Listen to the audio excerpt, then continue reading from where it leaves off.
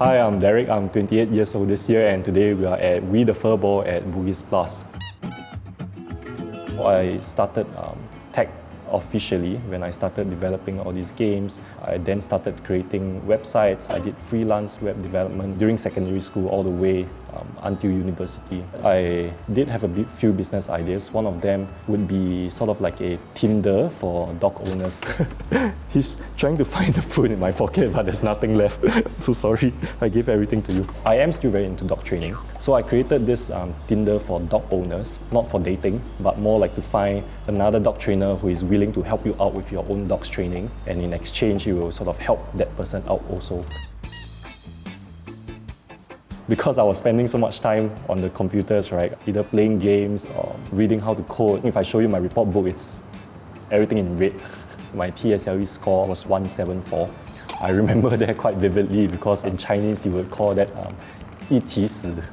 In secondary 4, my teacher spoke to my parents and told them that if I keep doing this, meaning I put zero effort in school, right, I would not even be able to go to ITE, which was at that point my goal because that was the shortest and quickest path for me to start studying IT.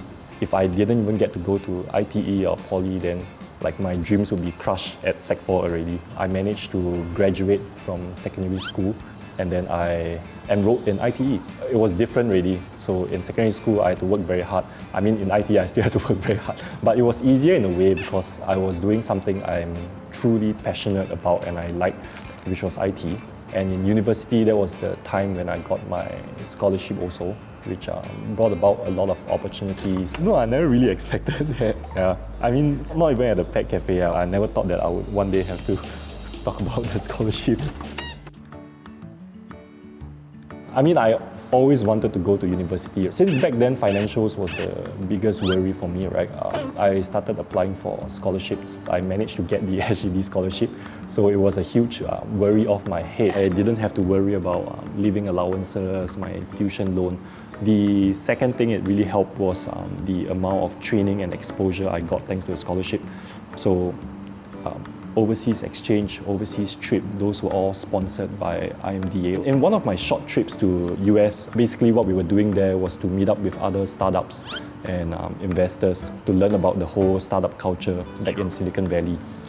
That was then I also connected with one of the investors there and we kept in contact after that. Whenever I had a problem with my own company or questions or things I didn't know, I would talk to him and he would give me all this very, very good advice.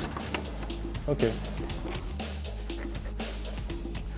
The SGD scholarship was very interesting to me because they do have a bond, but the special thing about it is you can choose to work in any tech companies or media-related companies that you choose. That was a huge thing for me. I mean, partly it was because after the second year, there was a lot of focus on my own business also. So I'm the co-founder and CTO of Accredify, and the company that my co-founders and I have built together is based on this vision that we all believe, right? Which is in the future, all forms of documents will be verifiable and digital. Our company is called Accredify, and then the documents that we issue will be called accredified documents. In today's context, governments would want to verify the authenticity of your COVID-19 swab results. This kind of technology allows people to fly. We can see the changes it has made and the lives it has impacted since the day we started. I'm pretty sure there will be a lot more use cases where accredified documents will be needed in the future. Any advice? I think what really got me through was how everything was not scripted. I felt like I was just talking about my passion and the things I've done. I think if you want a career in tech, then definitely this is the scholarship you want to go for, right? It really provides you with a lot of opportunities. Local could be all the trainings and certifications you would need to take as an undergraduate.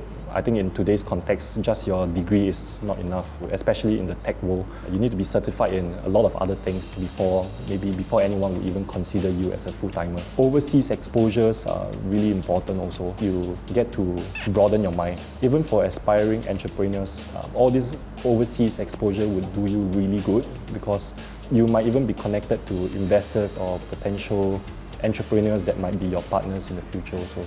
I'm not sure whether that is a good advice, but just go in feeling your best and be sincere about what you do. Yeah.